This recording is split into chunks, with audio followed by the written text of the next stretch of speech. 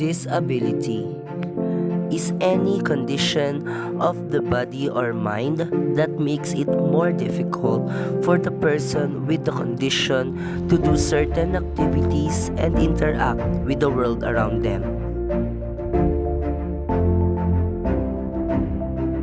There are many types of disability, and for this video, we will be talking about the physical disability.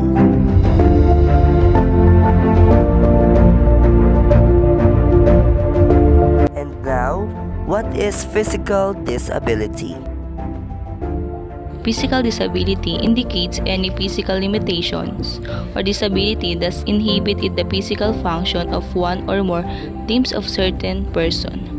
It can be temporary or permanent. What are the characteristics of physical disability? Physical disability has unique needs in terms of physical space or has difficulty using chairs, tables in the classroom. Students need specialized transportation, is often physically unable to hold a pen and when write for extended periods of time or may experience challenges with input, output, and information processing when working on assignments or tests. Types of physical disability. Acquired brain injury.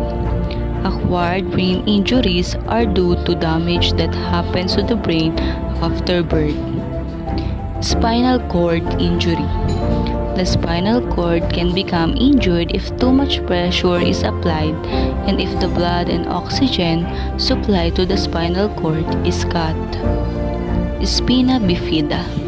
Spina bifida is the incomplete formation of the spine and spinal cord in utero. Cerebral palsy. Cerebral palsy is typically due to an injury to the developing brain before or during birth, caused by a reduced blood supply and lack of oxygen to the brain. Cystic fibrosis. Cystic fibrosis is an inherited genetic condition which affects the body respiratory, digestive, and reproductive system. Epilepsy. Epilepsy is a neurological condition where a person has tendency to have seizures due to a sudden of electrical activity in the brain. Muscular dystrophy. Muscular dystrophy is a group of genetic disorder that lead to the progressive and weakness and loss of muscle mass. Tourette syndrome. Tourette syndrome is a disorder which involves involuntary and repetitive vocalizations, sounds, and movements called tics. Causes of physical disability. A person can acquire a physical disability due to a number of reasons.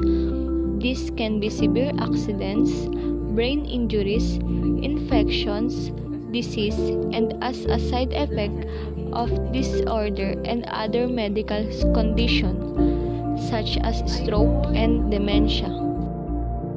Strategies in the classroom for students with physical disability. Remove obstacles so that the students can move freely from lesson to lesson. Encourage support for the student from classmates. Consider physical access issues such as ramps, toilets, and classroom layouts.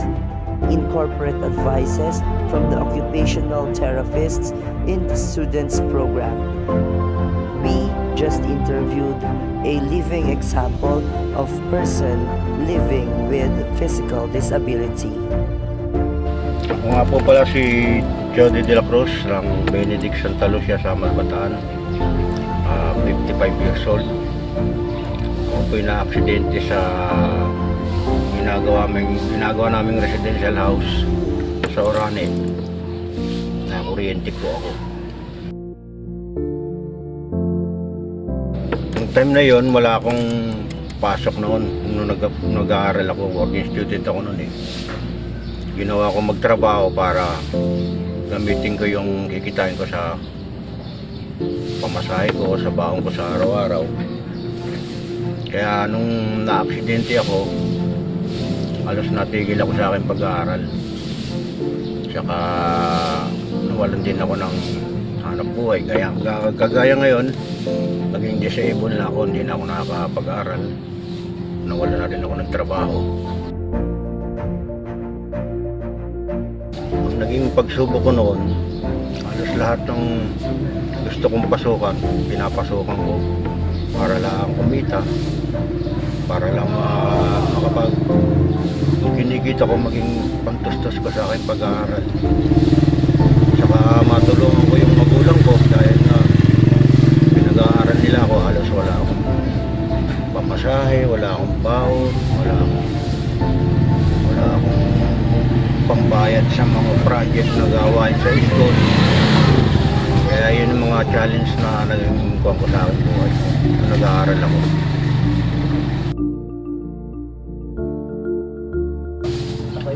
Masasabi ko lang sa mga PWD din katulad ko, huwag silang makakuan sa sarili nila. Kailangan kayanin nila kung ano yung nangyari sa buhay nila. Huwag nilang iisipin yung, kasi yung iba nalulungkot, nagpapakamatay dahil nasa sitwasyon ng buhay nila. Sana sa mga kagaya ko, habang may buhay, may pag-asa ang isang taong kagaya ko na hindi nga ako nakakalakad. Sa mga katulad kong ganitong kalagayan, kailangan isipin mo buhay ka.